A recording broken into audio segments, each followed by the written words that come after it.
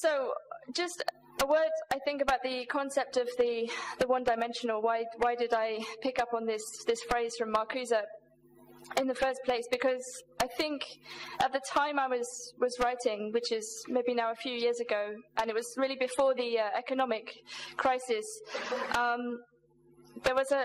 had a kind of concern with a certain kind of cultural representation of women, which seemed to be very much at odds with the way in which women understood themselves, but it was incredibly sort of dominant, and it was a certain image which I felt was had some parallels both in a kind of consumerist culture, but also in certain kinds of feminism. And so I tried to criticize both in a kind of structural way. But I think, at least in the United Kingdom and elsewhere, this kind of situation has changed to some extent because of the economic crisis. And I think it's maybe different in Germany still. Obviously, you are still, the great hope of Europe, and so perhaps some things that I'll say may make more sense in the context in Britain.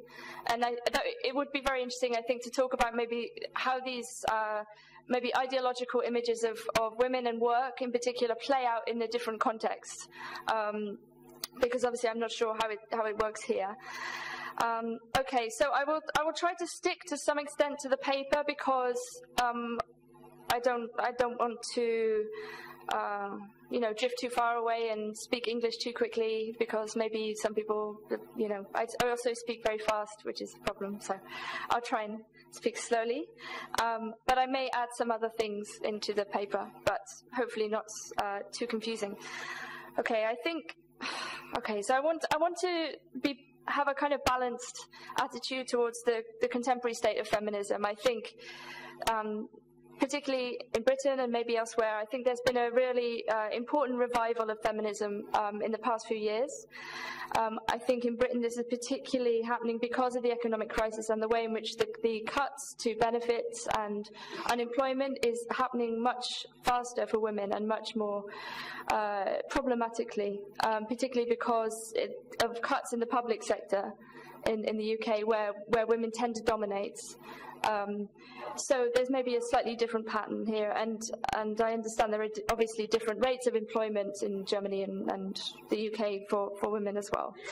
But I think, just speaking personally, and maybe for some of you, I think growing up in the 1990s, there was a strange sensation, perhaps post the fall of the Berlin Wall, for example, that politics was somehow something that used to happen, that there'd been a sort of cessation of political ideas in some ways, that the politics was maybe the problem, and that struggles for equality over race, gender, and so on were in some sense over, even if it was very clear that the structures of oppression that were being addressed were as divisive as ever. And so although there were people who have been struggling for feminist causes throughout the 80s and 90s, a certain rhetoric of post-feminism, or maybe this idea that the kind of major aims of feminism were over. So we had this kind of discourse of which was sometimes ironic or sometimes, I don't know, very light. Had started to emerge, and I talk about it in my book as a kind of faux feminism, like a false feminism to some extent. And it's not just me saying this; there are lots of people making this similar argument. So there's perhaps a concern that this sort of idea of post-feminism had started to emerge at around the same time as feminism itself was moving away from more structural understandings of the relationship between women, class, and race, in favor of perhaps a more personal or individualistic take on what feminism might mean. And lots of the material I criticize in my book is a particular strain of often quite Americanized feminism, which uses the words empowerment, which obviously has a certain political resonance, but using it in a more kind of individualistic way, so that kind of emancipation and so on becomes much more individualistic, particularly relating to questions questions of self-esteem, anxiety, and so on. All of which is perfectly fine, of course. It's not like you want people to be, unhappy with themselves or their body or so on, to be anxious and neurotic. But I think this was happening at the same time as there was a certain kind of loss of meaning about the term feminism, or about a kind of crisis of rhetoric and the use of this word, which I think has a very disastrous consequence at the end of the 90s and particularly early 2000s, really, when we have a kind of a sort of a series of imperialist wars in which feminism starts to be used as a kind of justification for war, particularly against Islam. So conservatives who 15 years ago would have dismissed feminism, and gay politics and everything as being completely abhorrent, now we're using feminism to justify bringing freedom, in very inverted quote marks, to the women of Afghanistan and so on. So I think there's a very difficult contextual question about how we define exactly what it is when we say feminism. And I think it's not about saying that there's only one meaning. I think this would be obviously dogmatic and not helpful. And obviously lots of people now will talk about multiple feminisms. And I think that's right. But I think we have to be cautious or suspicious of people who use feminism as a cover story for imperialist ends, or ends that we would not agree with, let's say. And I would, of course, want to push a kind of leftist feminism. And obviously there are lots of feminists who are apolitical or right-wing. I mean, it's obviously somebody like Sarah Palin describes himself as a feminist. So it's a kind of open-ended concern about this use of the term, but I don't think we should get rid of it. I think we should also recognize the serious gains that feminism has made, and not ignore them, and make sure that any criticism, internal criticism of the term, doesn't play into the hands of the enemy, as if we were saying that feminism was no longer a useful term and so on because it's been abused by these people. But for me, there are kind of certain central questions that I think would have to be right in the center of any discussion about what feminism might mean today. So not only this critical worry about what the term means or who's using it, but for me the central question is work. It's about the transformation in the 20th century of work in relation to gender. So obviously one of the most significant changes to women's lives in much of the world during the 20th century is the mass inclusion of women into the workforce, particularly after World War II. Obviously working class women, by definition, have been labouring for centuries. But we have this kind of really hugely significant transformation in cultural expectation, as well as shifts in economic climate, and the kinds of work that take place. So the transformation not only in quantitatively, but also qualitatively. So the sheer numbers of women entering the workforce, but also the types of work that are happening in different parts of the world. Okay, and this is, I mean, I haven't gone into it in detail here, but there are obviously serious questions about what a global feminism might look like, given the kind of huge asymmetries in terms of forms of employment and the dependence of the first world in the developing world.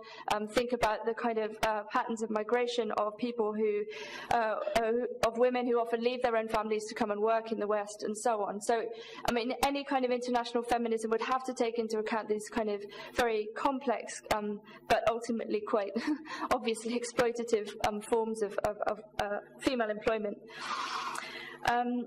So we have this is already predicted by Marx in the Communist Manifesto. So in the middle of the 19th century, he predicts that as manual labor sort of decreases, which it has done as a deliberate decision in certain parts of the West. So Margaret Thatcher, for example, not a good example of a feminist, made a deliberate decision to stop manufacturing and industry in Britain in favour of a kind of information knowledge economy, blah blah blah blah blah, series of housing bubbles and whatever, right? Which is why our economy is now completely destroyed. But what it means is that the types of work that happen in the UK, which I'll talk about a bit more, move away from a certain kind of image of the worker as a kind of manual labourer. And this is what Marx predicts. So the less the skill and exertion of strength implied in manual labour, in other words, the more modern industry becomes developed, the more is the labour of men superseded, like taken over by that of women, right? So this is also a question of technology, but also about the type of work. So we have to say, and this is very important, that the gradual emancipation of women has been without doubt the greatest social revolution of the past few hundred years. It's one of the slowest social revolutions in a way, but it's the most significant, I think. So we have now a widespread acceptance of women's entry into the workplace, together with the admission that there is no natural role for women. Okay, so that this idea that you would be naturally thought of as somebody to be married off or to be thought of first and foremost as a wife or a mother has been destroyed, as Marx and Engels predicted, by a certain kind of modernity in relation to work.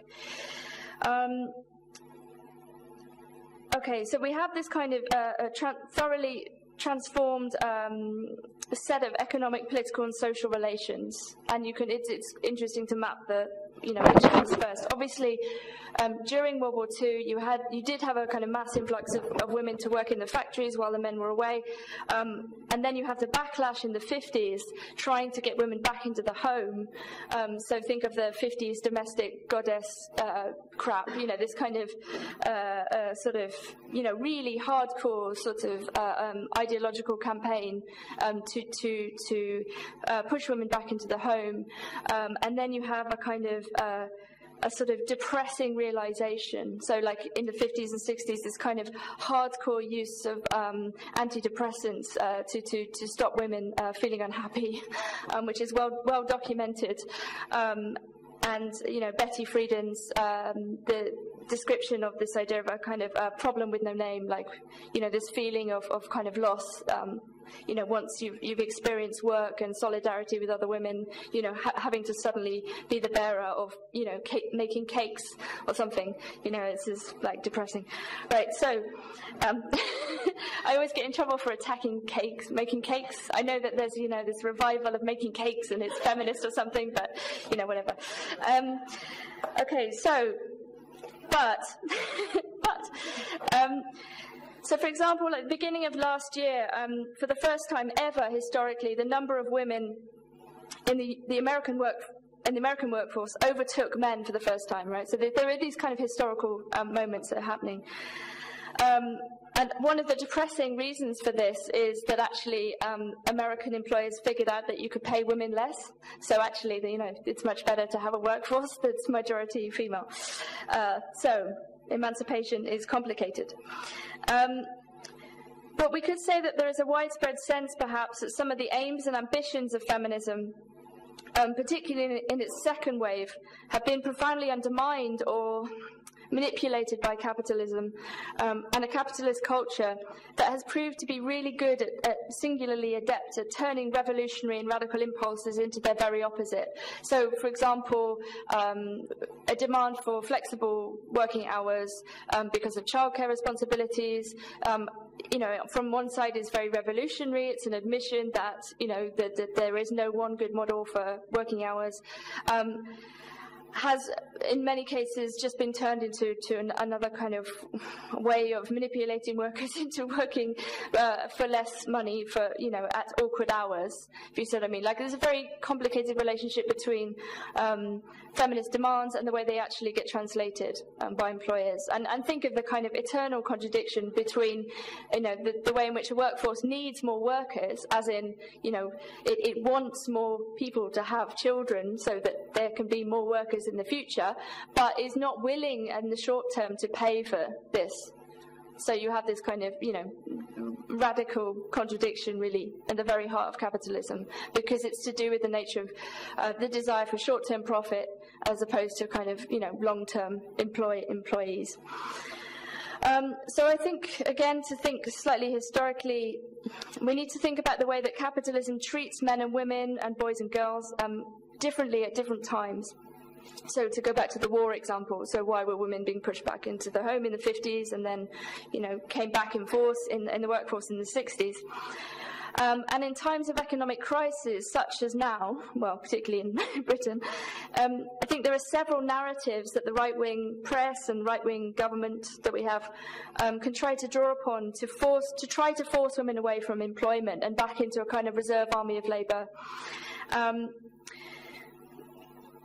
And we're getting this more and more, I think. So, like in the right-wing papers in Britain, there's a sort of emphasis on volunteer work, that this is something that's particularly suited to women, particularly middle-class women, so that they shouldn't be paid. They should, in fact, take over the kinds of jobs that are being destroyed and taken away in the public sector.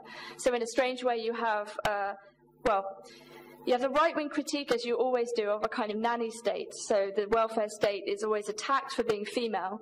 And at the same time as that's being destroyed and all of the jobs that are primarily done by women and, who dominate 70% of the public sector, you have at the same time a narrative that tries to say that women should be doing these things anyway because women are more caring, women are more community-minded, women are good at looking after children, women are, like charity, blah, blah, blah. So you have a kind of, complex series of, utterly regressive narratives, which basically boil down to the fact that the state doesn't want to pay for a public sector anymore, but will use a kind of ideological image of women to try and,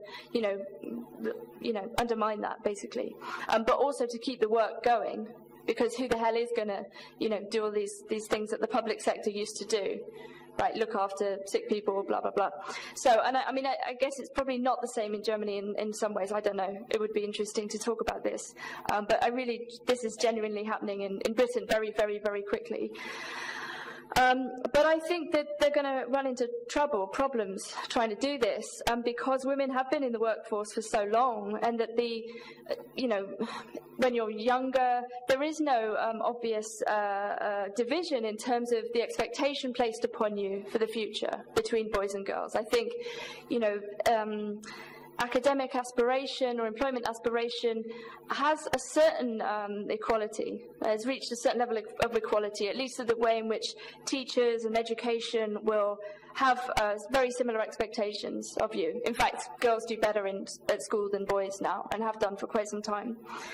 And I think this sort of idea that particularly younger women no longer feel any particular responsibility to their gender or whatever, don't feel constrained by it in any way, that they can take on any job, that they will be more likely to do well in education, that they don't have to think of themselves as ever becoming a wife or a mother necessarily. They don't have to. It's not a big cultural imperative, maybe, hopefully. I think there's an interesting kind of side effect of this, I think, that we've also seen in the past few months, which obviously has been very depressing in terms of people losing their jobs, particularly women.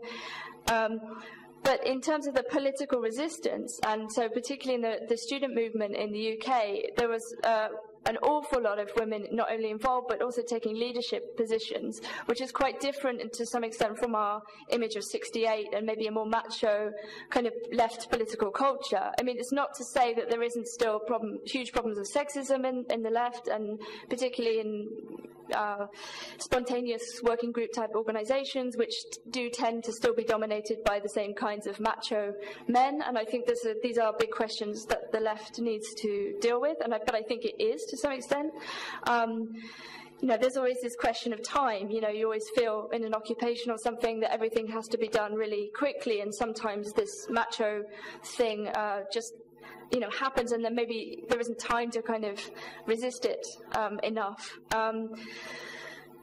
But that said, I do think at least in the British experience, the role of women in the student protests and so on was extraordinary, and the right-wing media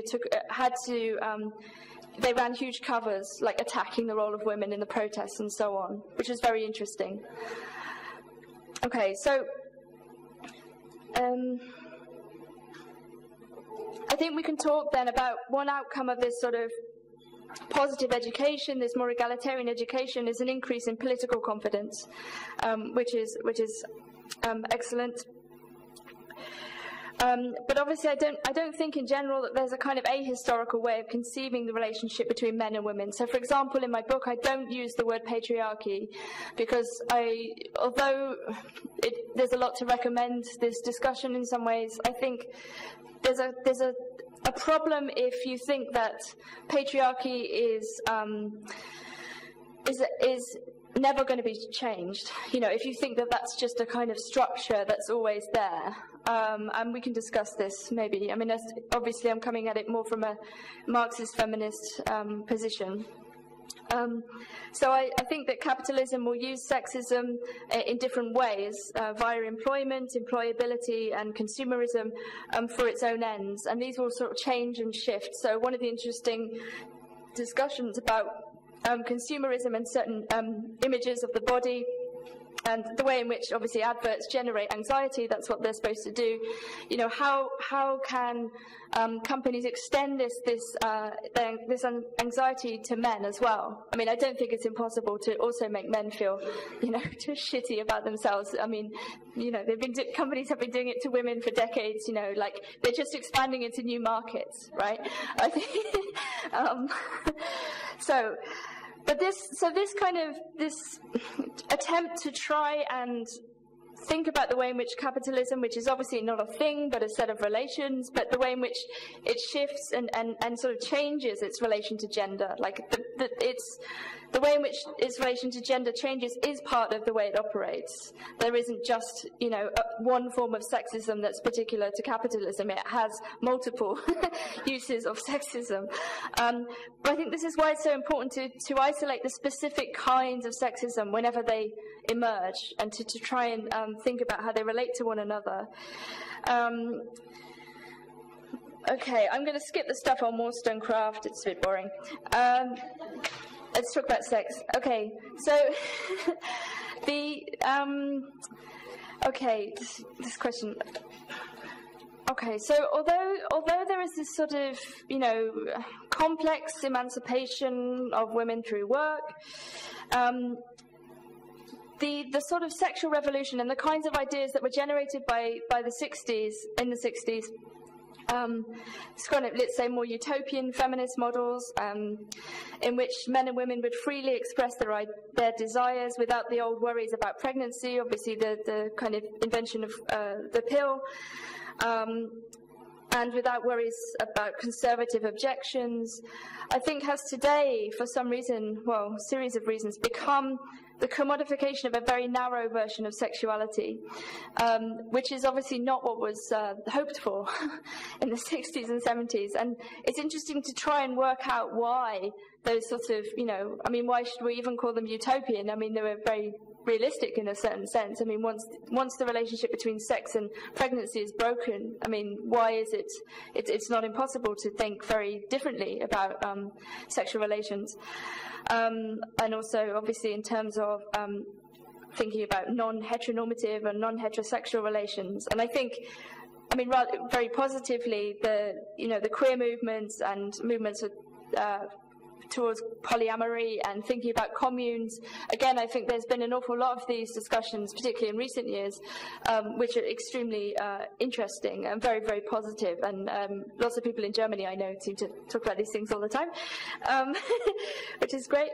But I suppose, you know, it's interesting perhaps to think about how much of a political threat these movements are seen to be. You know, whether polyamory is, for example, is a political problem for those on the right. I mean, and to what extent is it seen as a kind of problem, or whether it's always dismissed as just a lifestyle thing or something like this. And maybe we can discuss this, like whether these alternative forms of sexual arrangements or living arrangements, sexual living arrangements, or whatever, you know, how constitutive, what kind of threat do they pose, if any, to a kind of capitalist order or to a kind of right-wing normative order.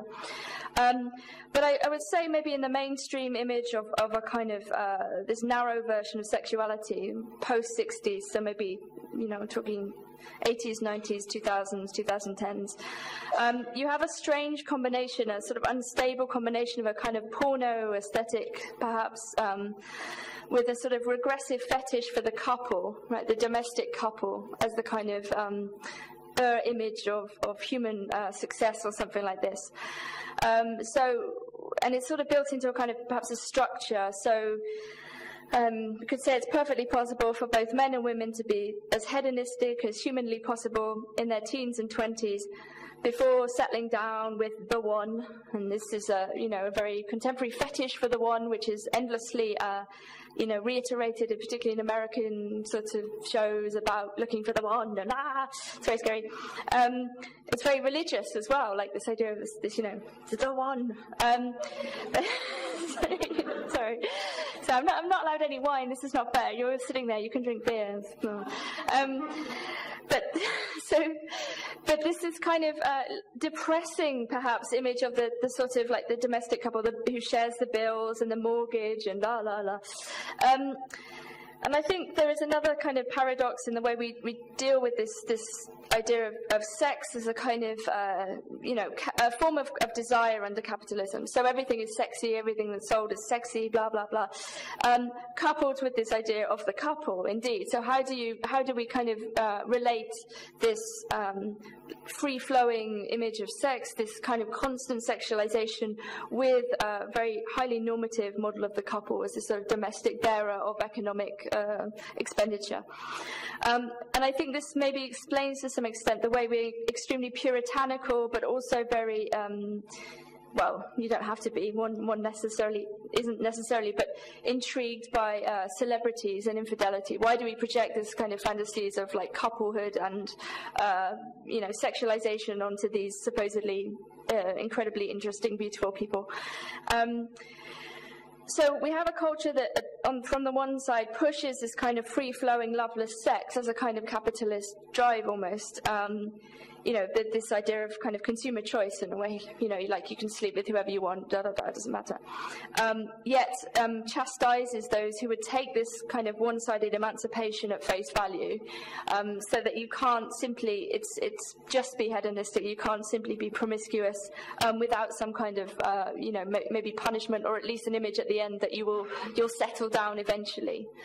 So what happens to these kind of maybe queer figures in terms of punishment or social kind of approbation or something like this? All right.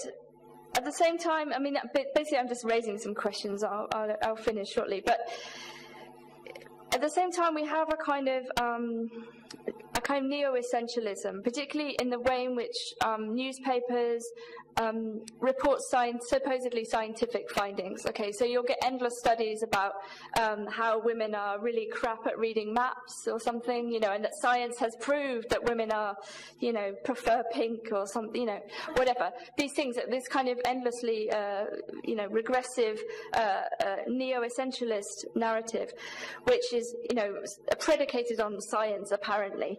And it's interesting talking to this woman yesterday who works in neuroscience, and she's a feminist, and she's saying, if you work on the relationship between gender and the brain, if you don't find any significant difference, it will be reported. Well, it won't be reported. It will simply be say like the results are inconclusive or something like this. So like not report. Finding no differences or very minimal differences is obviously not news. And so anyway. So the question might be, well, who or what stands to benefit from a certain resurgence of this neo-essentialist, or the idea that sexes are fundamentally different, right? What's kind of beneficial about this sort of apparent huge gender divide? And there's been lots of worry in recent years, perhaps in Germany, but especially in Britain, about hypersexualization of children, or this kind of early sexualization, or particularly girlishness, princess type, pink, fetish, whatever. So why is this a kind of worry? Certainly, we can talk about the money that's made by creating these different types of boys and girls, but for me, I think this comes back. Maybe I have an obsession, but with the idea of work, what would it about be about certain forms of employment that would benefit from a supposed huge division between men and women, right? What are the kind of consequences of a sort of neo-feminization or something like this? You know, why do women still have to be like, you know, the most girly women, even if they're, you know, at the top of the company or something like this? I think, you know, there's this kind of strange feminine supplement which is endlessly pushed in the media and culture, which wants to say, yes, you can be successful, yes, you can be good in education, yes, you can be good in work, but if you're not still feminine or girlish in some way, then you're a monster. You know, like there's a kind of cultural backlash against a certain female success whilst admitting that it's happening, right? And I think for me that's maybe why there's this neo-essentialist discourse. And just in terms of the types of work, to go back to this question, if you look at what happened to Britain and the destruction of heavy industry and manufacturing, so we now have an economy that depends for 2/3 of Britain's economy on the service sector, which would include, you know, a broad range of jobs, waitressing, everything from waitressing, data entry, teaching, lecturing, you know, anything that involves a kind of information, knowledge, service, emotional dimension. So there's been lots of discussion in recent years about emotional labour, effective labour. What does it mean to kind of sell affect, to sell your personality, to sell your humanity, as it were, you know, which and to sell your communication. So lots of jobs are simply the manipulation of data, sending emails or doing phone work. And lots of those things have always been typically associated with women, so like the ability to talk a lot or, you know, to be kind and so on. So lots of people talk about so-called feminization of labour in terms of the type of work, but also the amount of women doing this work. But what characterizes this kind of work increasingly is precariousness, and I don't know what the German... Yeah, okay, the stamina, right, precariousness, good. So a sense of insecurity, lack of protection in the form of pensions, sick pay, and so on, and also decline in union membership. And it's very interesting, I think, that the political movements in Spain, for example, a lot of it is based around this idea of precariousness, of a kind of constitutive unemployment as a sort of negative politically mobilizing force. So I think we'll see a lot more of that. Okay, so what does this idea of precariousness have to do with gender? I think we know that women's mass entry into the workplace corresponded to a kind of depression in overall wages when it happened. So in the middle of the 20th century, what happens when you have a mass influx of women into the workforce is that employers decrease wages for both men and women, right? Because the image there is that, you know, of the heteronormative heterosexual couple where both partners work, you need to pay each of them less, but both of them will be in work. Whereas the previous model is the idea of the kind of breadwinner, however rare it was, but the idea would be that, you know, the man typically would earn enough money to pay for the wife and the children, right, because it's a very different cultural model of a family. But now I think the expectation is a very, very, you know, common expectation is that both, you know, if you're in a relationship, whether it's heterosexual or homosexual, you know, if you're in a couple, that both partners will work, you know. And obviously not everybody hates work. I am obsessively against work, but I understand that some people enjoy their jobs. But you see what I mean? Like, you know, it's not even weird to think that, you know, that both people will work if you're in a couple, right? It's a kind of expectation in a way. But obviously that means that overall wages are you know, can be pushed lower and lower and lower. So you have this situation whereby the qualities that used to characterize women's labor, so low wages, insecurity, part-time, you know, in a way, have become the model for all work, regardless of the gender of the employee, right? So what's happened is that employers have really worked out that they can treat everyone as crap as they used to treat women. So And I think this is played out in a certain kind of educational ideology. So I grew up in the 80s and 90s, and although there was a kind of equality at the level of, expectation and aspiration, like you weren't held back by being a girl, it was, you could do whatever you wanted, but we were all told that there would be no more jobs for life, that everyone had to be flexible, everyone had to have a good attitude, to have a good CV, to do a million things in order to look wonderful to employers, and maybe I'm just a very ungrateful person. But I think, I think this is kind of this demand to be a kind of perky employee, to be always working in some way. And I don't know what the German for perky is. How would you translate it? Do you know what I mean? Like, what?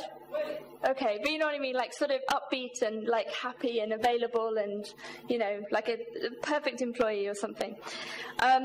And obviously this demand to be a kind of good employee is not just something that affects girls or women, but given this idea of the feminization of labour, both in terms of the type or quality of work and the quantity of women in the workforce, it is no surprise, I think, that women have come to be the face of work in general. And in the book, I particularly talk about the agency worker. I don't know how prevalent these things are in Germany, but this idea that you sign up for an agency and they give you work for 2 weeks, and they're often particularly marketed at women, and particularly students as well. Yeah, so maybe I'll skip the end a little bit, but I want to raise more kind of questions. So, what would a kind of contemporary feminism have to do? I think it would have to pay attention to these changes in work and think about forms of organisation, not just of women in work, but of thinking about the peculiar ways in which the exploitation of women has become the kind of model for employment in general. And, this is already happening in the UK because of the cuts to the public sector, which are likely to be permanent. These are permanent jobs that are primarily occupied by women, which are going to be gone forever, right? So this regressive narrative about pushing women into doing welfare state work for free, out of the kindness and goodness of their feminine wonderfulness, is really worrying. And there are obviously lots of groups of women organising in Britain at the moment, like Women Against the Cuts and so on. I think we'll see more and more of that. So I think it's there needs to be a kind of collective political identity around forms of exploitation in work, which have a peculiarly feminized content or aspect. I think we need to be very clear about what we mean by production and reproduction when we talk about work in relation to childbirth. There's lots of discussions about whether, what happens when the image of the kind of employee takes over the image of reproduction. So what if every child is a kind of future worker, right? What does that say? What space is left for a kind of private life, in which things like love and affection can be kept separate from the broader economy? You have a worry about the way in which work infiltrates every dimension of somebody's emotional, affective, physical life. I think this is a serious worry that many people have. What spaces that are left that are not kind of colonized by the values and imperatives of capitalism? So I think a feminist critique of work would look at work in general.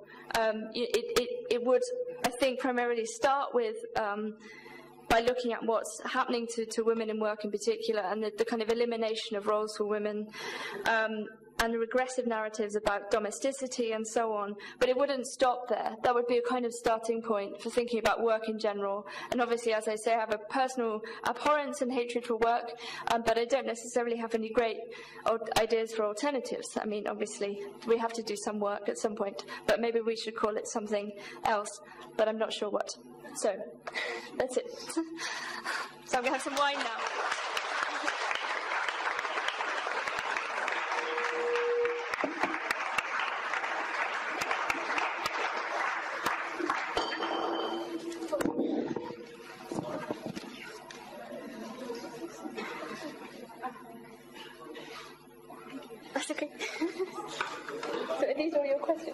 Yes, of course. Ja, danke Nina. That's okay. Ist an, ne? Ja. Ja, danke Nina nochmal für deinen Vortrag. Du hast ja selber gerade schon sehr viele Ansatzpunkte für eine mögliche Diskussion gegeben.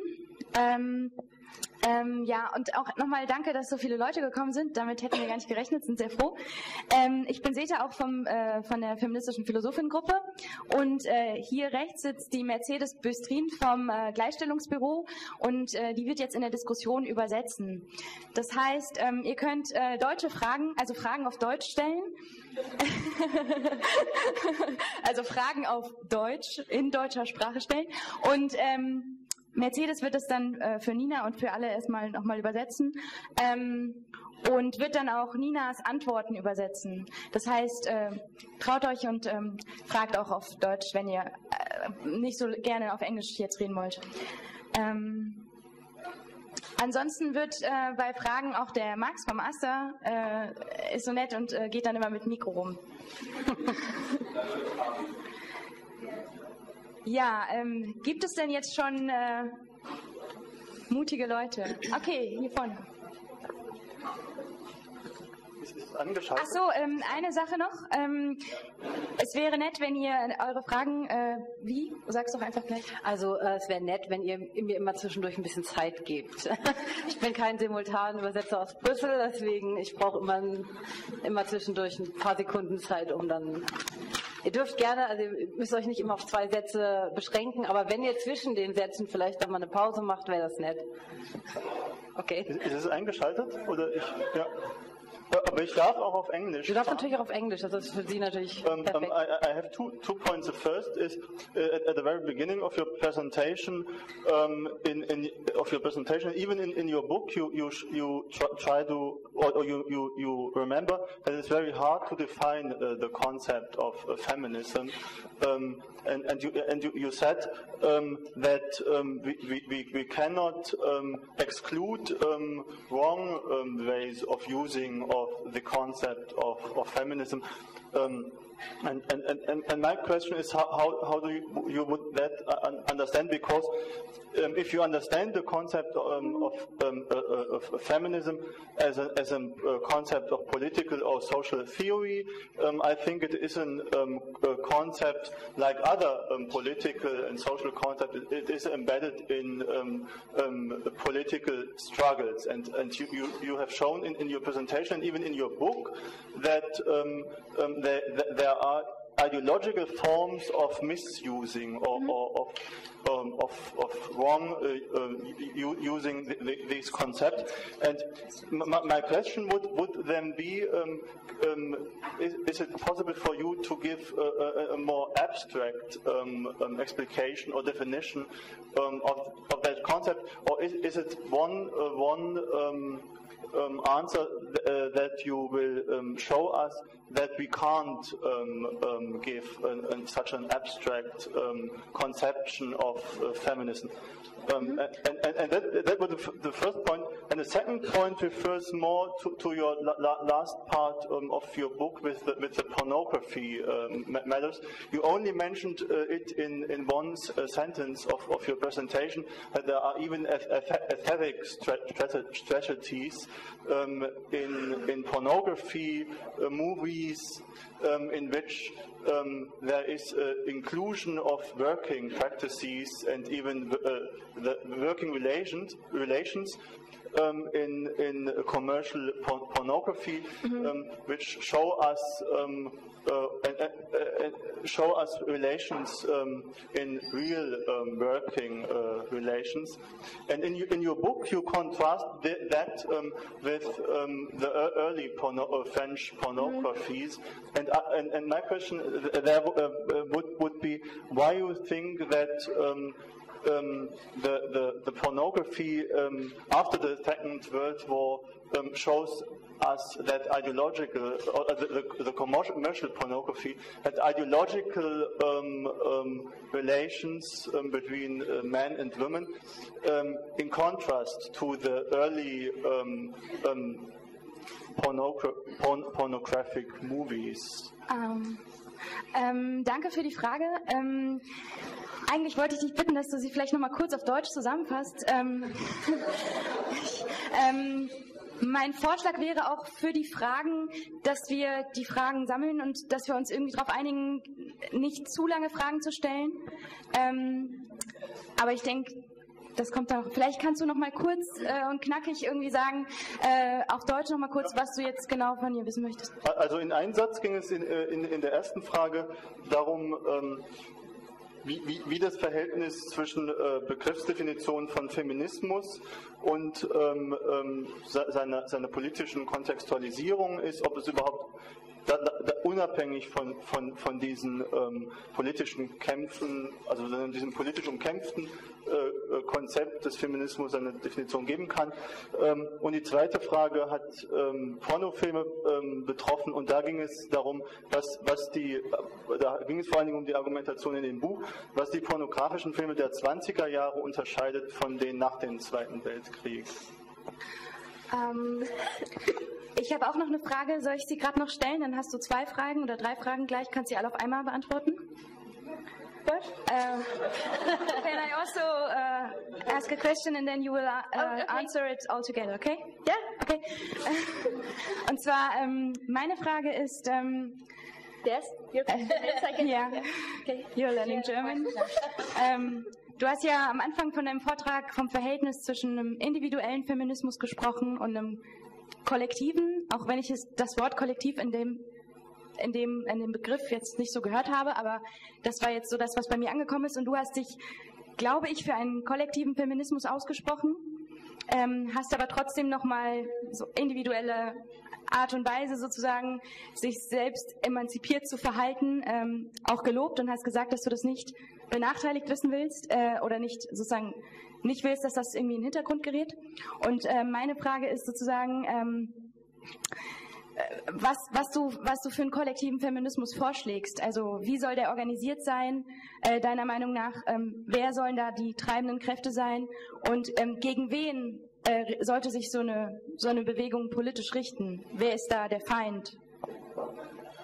Okay, she's asking, because you talked about individual... You speak English? Okay.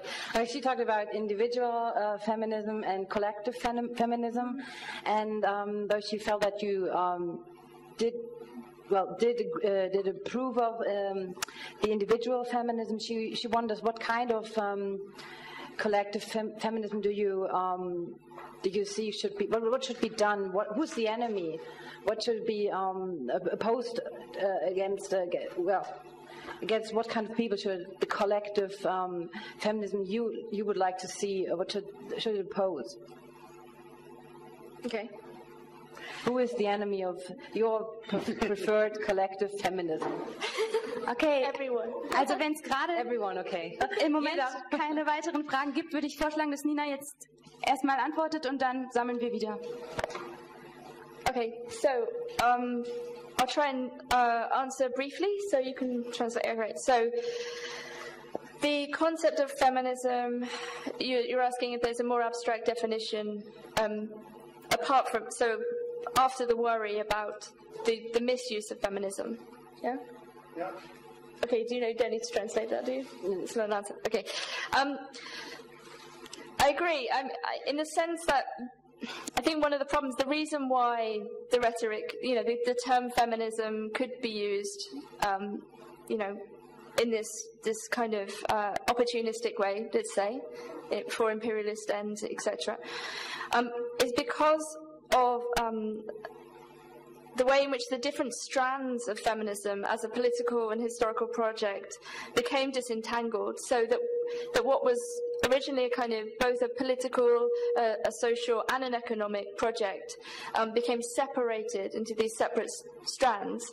So you could have a feminism that was economic, which would simply be about getting women into positions of power, within a company, and, fuck the political, social dimension. Or, you could have a social feminism, which was a kind of ambient acceptance of certain feminist norms or something like this, which didn't have any economic dimension.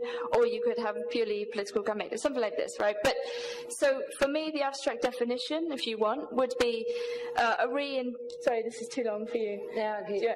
I just can't give the abstract definition. Yeah, so, fine. Like, this re-entanglement of those things together, which would hopefully prevent that opportunistic use. Die Zusammenbindung von den bis jetzt diesen getrennten Strängen, das würde im Grunde hoffentlich es verhindern, dass im Grunde Feminismus von denen rhetorisch missbraucht werden kann, die eigentlich mit Feminismus an sich nichts zu tun haben können. Also der Missbrauch von Feminismus sollte dadurch vielleicht verhindert werden. Yeah. I mean, I think the important phrase, the feminist phrase, the personal is political. I don't know whether this was a big phrase in Germany as well. Yes, okay, good. But is also, was also, the political is personal, right? It should have always been understood. It was, originally meant in this way. So the problem is if it's simply read one way, then you can see why it may go off in a kind of individualistic, way, or in another in a kind of way that's doesn't touch people's lives or something like this. I don't know. So I think again it's part of this re-entanglement question. Right? Is that okay? Shall I move on to the next one? Willst du es noch kurz zusammenfassen? Okay. Again, please. Again? What? This is the last part, please, okay? The personal is political. The political is personal. Okay, das Politische ist gleichzeitig das Persönliche. Okay, the second question on the relationship between pornography and work. It's true I didn't really talk about it today, but okay, so my argument is that, okay, the reason why I tried to make this hopefully non-moralistic argument about pornography is because I think that often the argument about pornography in feminism is often too black and white. It's ahistorical in some sense. So often you get arguments that, pornography is bad because it's exploitative, or pornography is good because it's self-empowering, or something like this, right?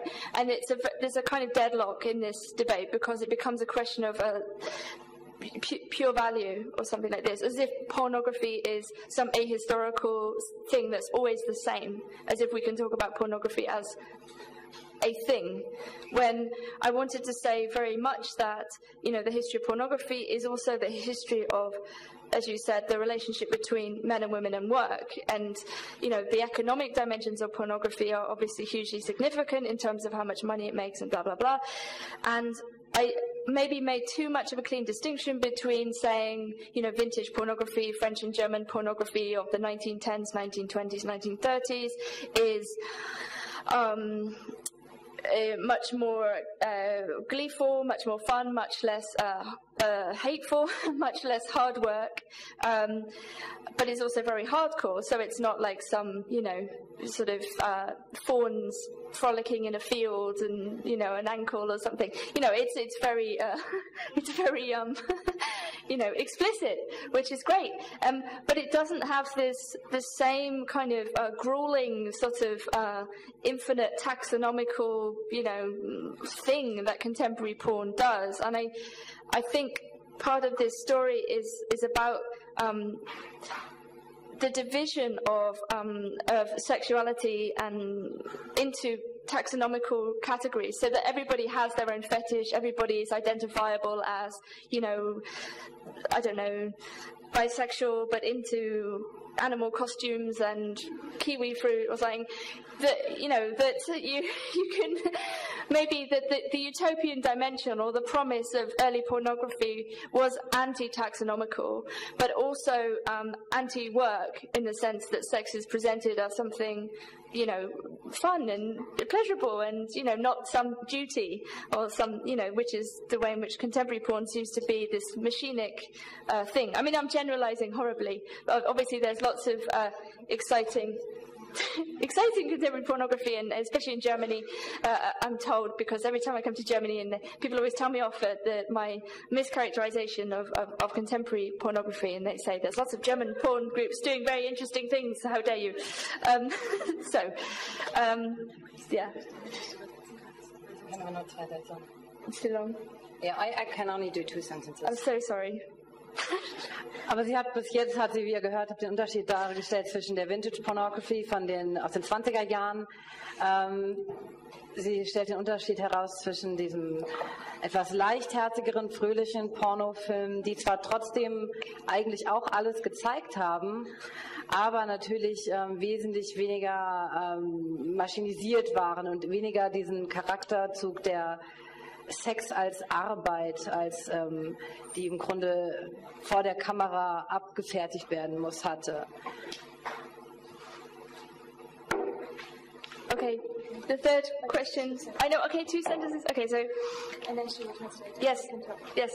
Okay, so the relationship between individual feminism and collective feminism. Also die Unterschiede zwischen individuellem Feminismus und kollektivem Feminismus. You were asking who are my enemy? Like, who am I opposing collective feminism to? Or what's the problem? Okay, die Frage steht jetzt hier nach dem Gegner, den sie sieht für den neuen kollektiven Feminismus. Okay, I mean, I think this is what I'm opposing it to is not just something that affects feminism. Also das richtet sich nicht nur gegen das, was im Grunde den Feminismus jetzt direkt was angeht. But is a kind of more general problem of atomization and a certain sort of individualization of you know, society, consumerism, identity. Es geht hier also vielmehr auch um ein generelles Problem von der Individualisierung, von der Gesellschaft, von der Arbeit, auch von der Verbraucherherrschaft insgesamt. But I mean, that's why I used Marcuse as my title and inspiration in some ways, because das ist der Grund, weshalb sie Marcuse als ihren Titel gewählt hat, aber auch als ihre Inspiration für ihr Buch. Because obviously, in some ways, he was talking about the ways in which a certain kind of consumerist freedom, you know, the promise of emancipation through individuality, in terms of defining oneself, was in fact the very opposite. It was another kind of constraint. Okay. That was 2 sentences. Yeah, but just one long, very complex sentence.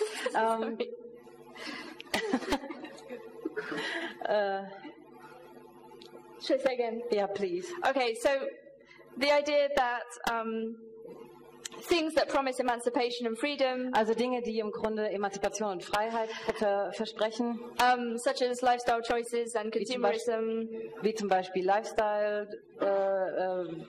Choices und persönliche Freiheiten, actually turned out to be yet more constrained. Haben sich am Ende als dann doch viel stärker als einschließend herausgestellt, als einengend, genau. Ja. Okay. Ich habe noch mal kurz, bevor wir wieder zum Inhaltlichen kommen, eine Frage, und zwar, wollt ihr die Übersetzung? What did you ask?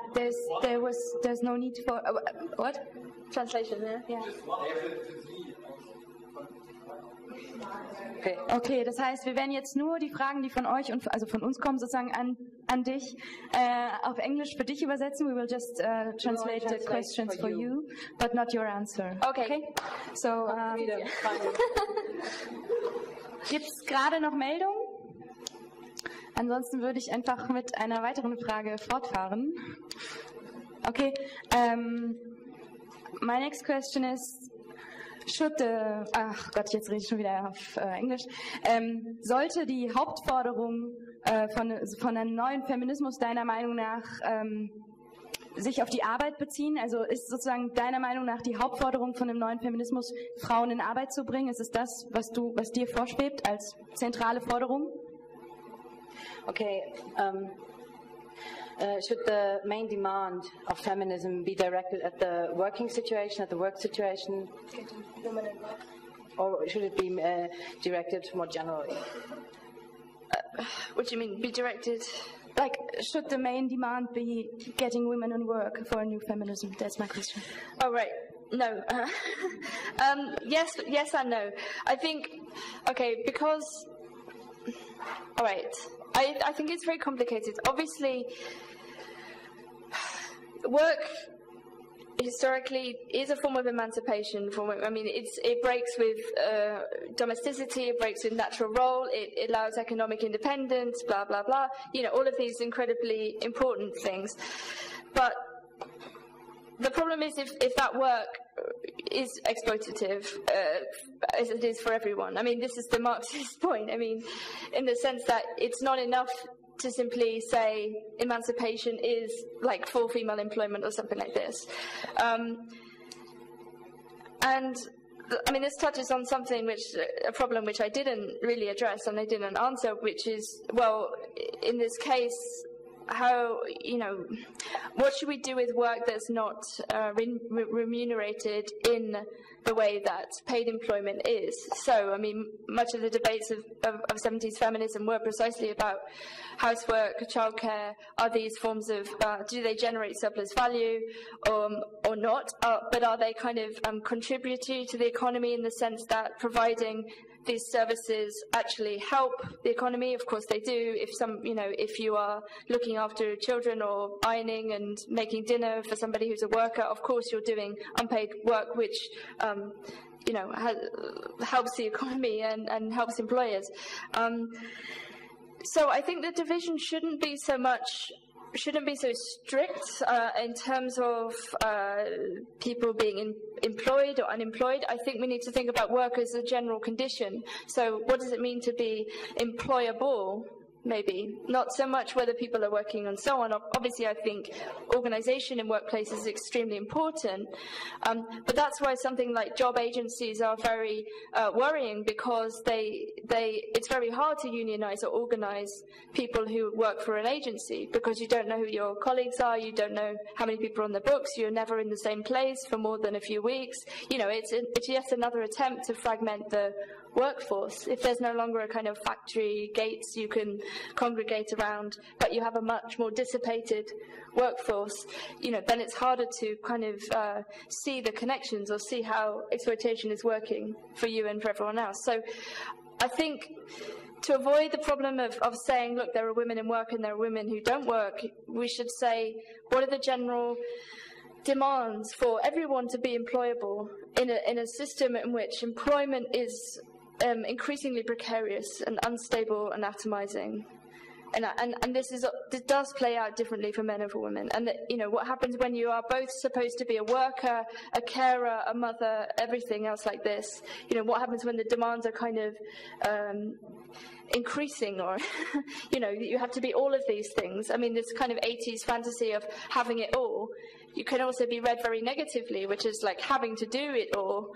not in a positive way, but in a simply like, okay, so you no longer have to be just a wife or a mother, you also have to be a worker, you also have to be like a sexual athlete, you also have to be beautiful, you also have to be, like this kind of, the trauma of the middle class neurotic fetish. But, so I think it's looking at the way in which work works and then seeing how that plays out differently. So it's definitely not the main demand is getting more women into work or something like this. It's not, because that doesn't question work as such. Was Sie meint mit Agencies sind Zeitarbeitsagenturen, nochmal zur Klärung. Genau, da gibt es jetzt 2 Fragen. Wie gesagt, wenn es das Bedürfnis nach Übersetzung gibt oder Fragen, dann bitte einfach intervenieren, sonst ist es schwierig, das von hier vorne zu organisieren.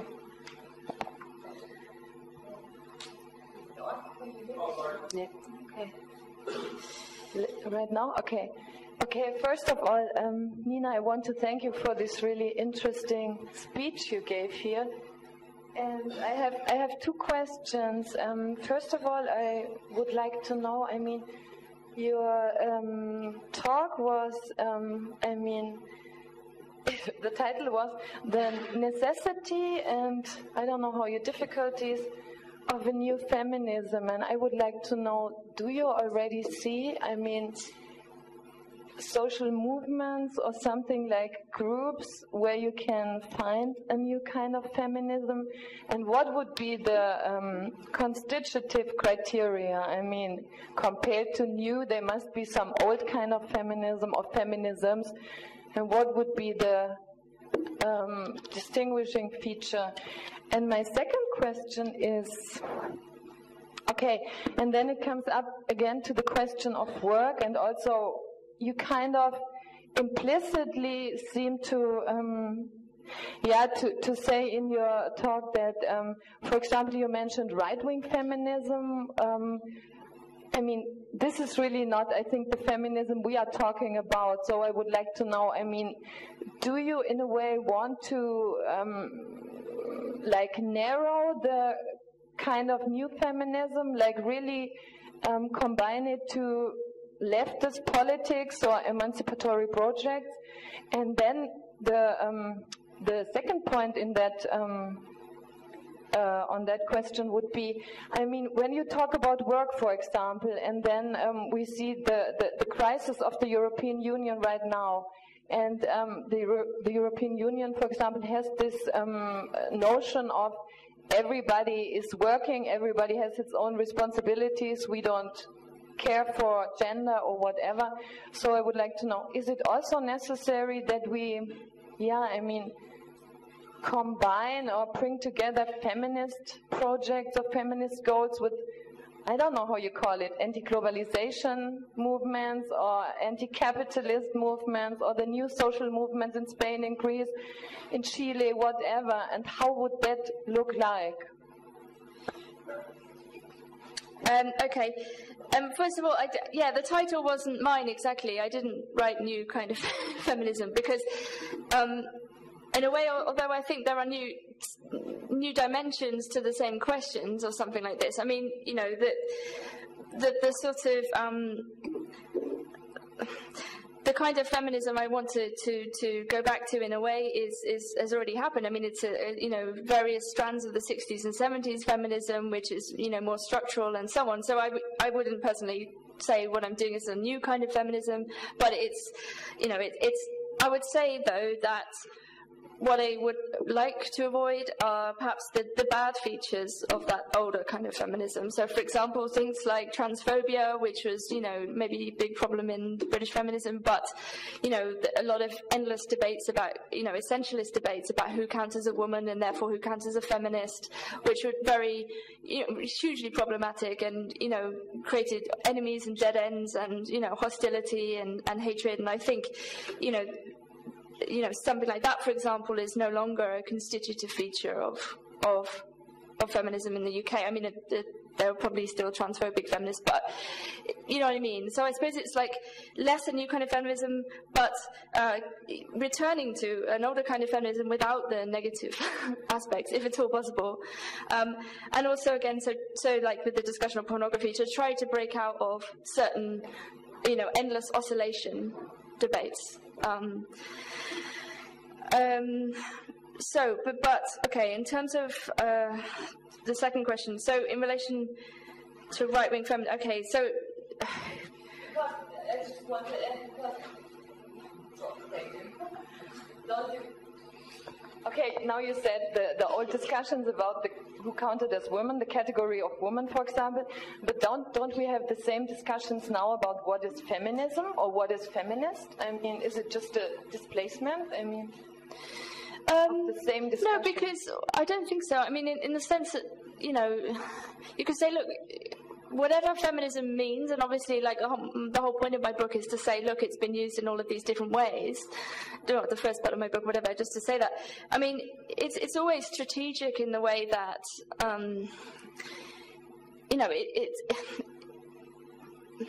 whatever you mean by it, it has a kind of a sense of political strategy, you know, in a way that like endless discussions about the ontology of the woman, you know, don't, I think, right? So it always has a political and social dimension. Okay, yes, you're right that I say, right-wing feminism, let's say, you know, this idea of separating one of the strands and saying, look, it's important to get women in positions of power, right? So, like, therefore, Margaret Thatcher is a feminist, right? Even though she made life shit for millions of women, right? You know, somehow she's a feminist icon. Sarah Palin says she's a feminist, even though she wants to take away rights to abortion and wants to make rape victims pay for their rape kits. You know, there just seems to me a serious problem with that. You know, that this is, okay, you could say, look, you know, I'm being an asshole by saying, you know, these people are not really feminists when they say they're feminists, right? Fine. In a way I say, yes, that's fine. I don't care. Because, I know, I mean, you know, but it's not like me saying they're not really feminists or, you know, is going to stop them saying it. Do you know what I mean? It's like, you know, as if I have the power to, you know, stop Sarah Palin thinking she's a feminist or something. But, I mean, I suppose the more serious point, okay, the relationship between feminism and new social movements and anti-capitalism. I think, I mean, just talking to people yesterday in Frankfurt, and I mean, I think there are quite different ways in which these things are conceived in the UK and Germany to some extent. Maybe it's a question of language as well. So yesterday I was having a discussion with somebody who was saying that, you know, I can think of feminism that is not anti-capitalist or something like this, or, you know, I can think of an anti-capitalism that doesn't have a feminist dimension or something. And I suppose, again, I would say that I don't see how they can't, you know, that they don't have an integrated nature like that, you know, any sort of serious anti-capitalism would also be looking at the ways in which, you know, women in particular are exploited, particularly in a global context. I mean, you know, it's who does the brunt of work for no pay or shit pay. I mean, it's women. It's I don't know. I don't see how an anti-capitalist couldn't have a feminist angle. I mean, does this make any sense? I don't know. Yeah, I know. I mean, I understand that it's possible, but I don't think it should, you know, or something like this. I don't know. But yeah. Okay, there was one more question.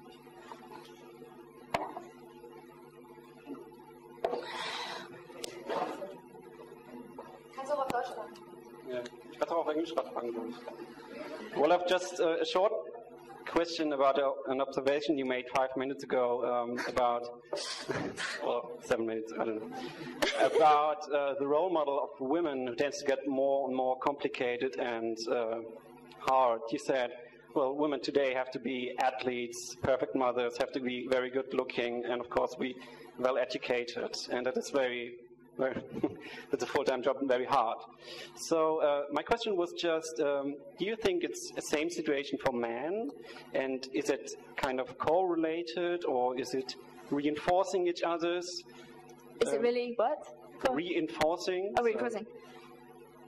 Well, because you just said, well, for women it tends to get harder and harder. And my question was just, what about the other side? The question is not who's suffering more, but no. Yeah, it's funny. Men always ask this question. Okay, I would say, looking at it cynically from, you know, the standpoint of a kind of consumer capitalism whose job it is to make everyone feel bad so that they buy more stuff, then there is no sense in principle in which the same techniques that have been used for decades to make women feel terrible about themselves can't be expanded to include men.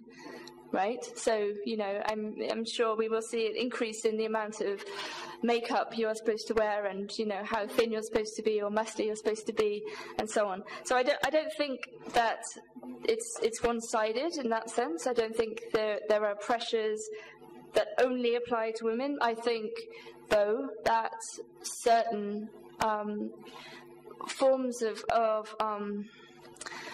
internalized anxieties play out in a a much harder way for women in general.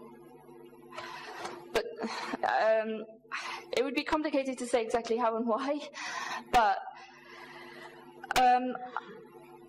I think because of because on the one hand, the sort of the emancipatory dimension of the inclusion of women into the workforce, right, is taken for granted, right? It's a good thing that women are economically independent, or can be if they want to be, right? So work did do that. It does do that.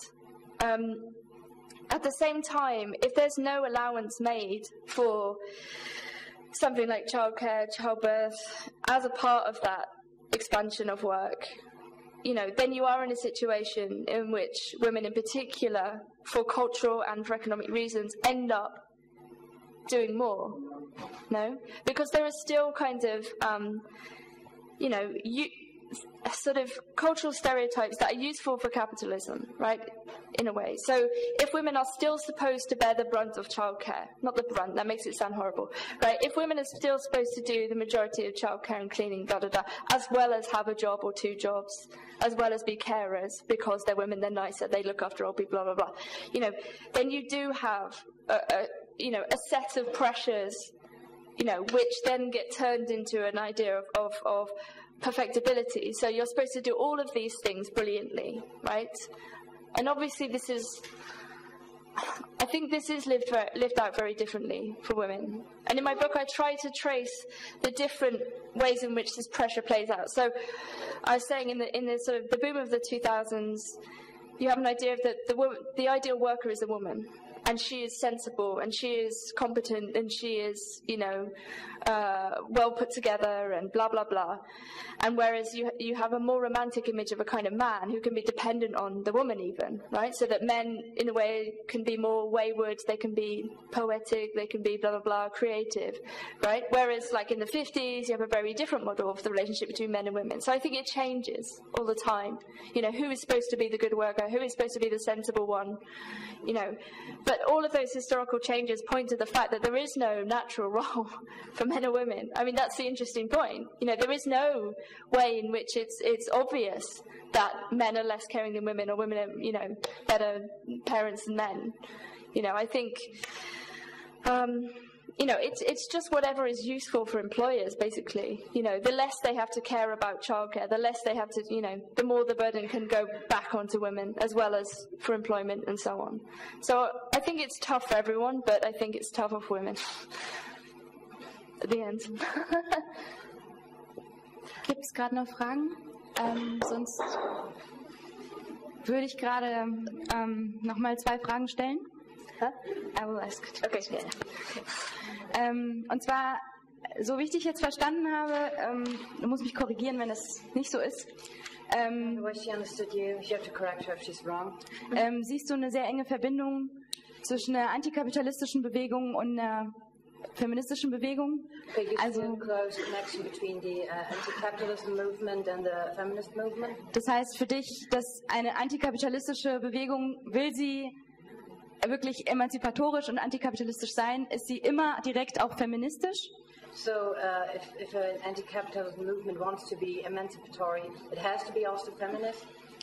Und du hast in deinem Vortrag vom Sozialstaat gesprochen und hast sozusagen den Sozialstaat als einen feministischen Staat bezeichnet, weil dort bestimmte Sachen der Reproduktion, für die Frauen vorher zuständig waren, sozusagen ausgegliedert werden und sozusagen gesellschaftlich abgesichert werden.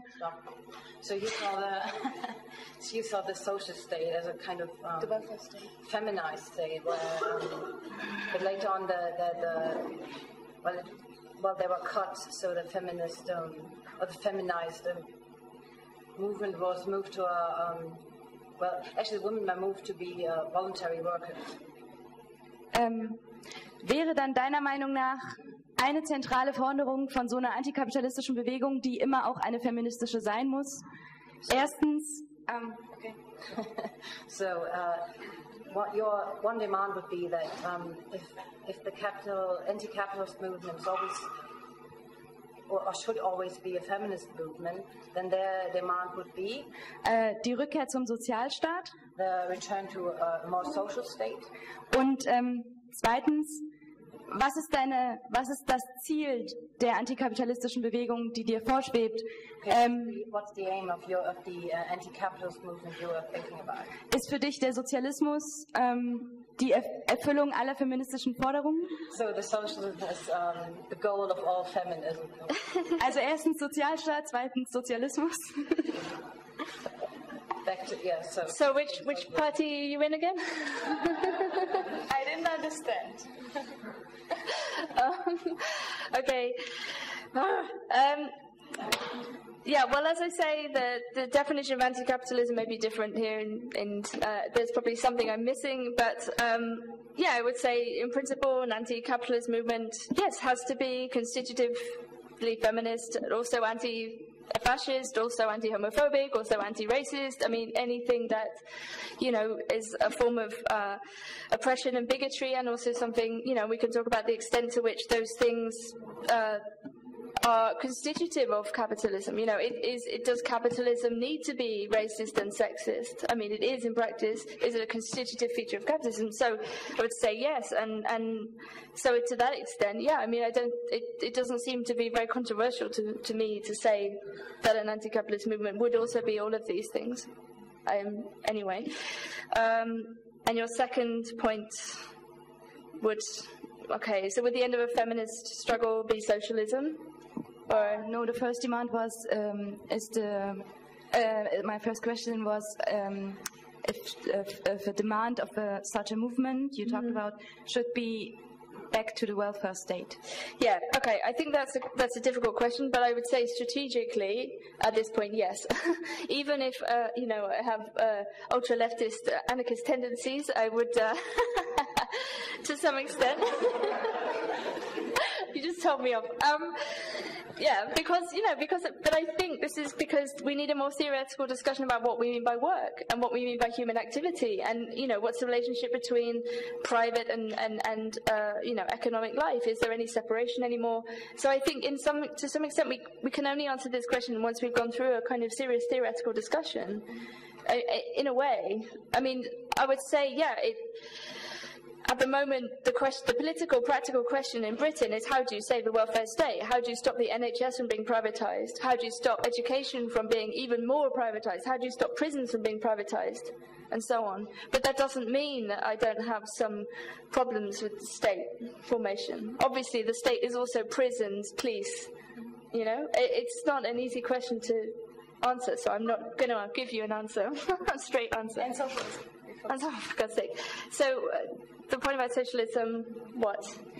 My answer is if a socialism state could be the answer of all feminist demands. You understand? Sure. Okay, I just wanted to know what you're thinking about this. Yeah. Okay. That's fine. Gibt es jetzt noch Fragen aus dem Publikum? Should we stop? Ansonsten noch eine...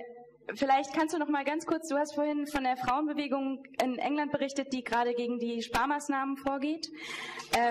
Und ich wollte nur fragen, ob die sich auch an der Uni wiederfindet und ob es bei euch an der Uni irgendwelche Bewegungen, antikapitalistische, feministische gibt, die gerade irgendwie am Start sind und ob das irgendwie ein Vorbild sein könnte für uns hier an der Universität.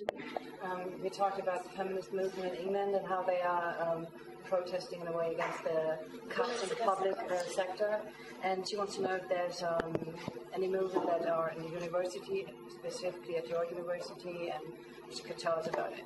If there are Why do you get to ask all the questions? Because okay. I have a lot of questions. Und dann eigentlich auch beim Trinken weiter. Should we answer? I can talk to you about this. Oh. Come on, I'm tired. You're working me too hard. Okay, it's the last question, okay? Okay. So whether there are particular political movements. Yeah, and is it at the university or so we can learn from you? Yes, I mean, first of all, there's a self-interested attempt to save our jobs because we're having the closure of smaller departments of post-92 universities, which are the old polytechnics, which I work at and lots of people work at.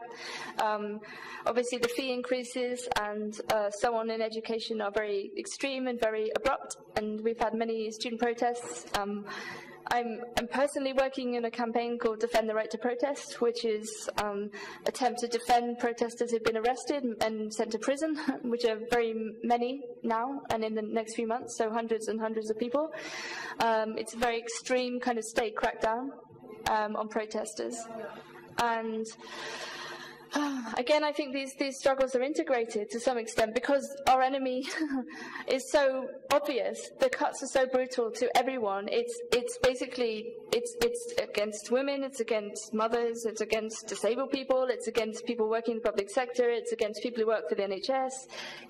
So in a way, the current government in Britain have forced forms of unity which perhaps would previously be splintered, because things are so desperate. I don't wish to exaggerate, but it's really extreme what's happening. And you'll be next. Okay, dann schließen wir uns den Protesten in England an und machen hier weiter.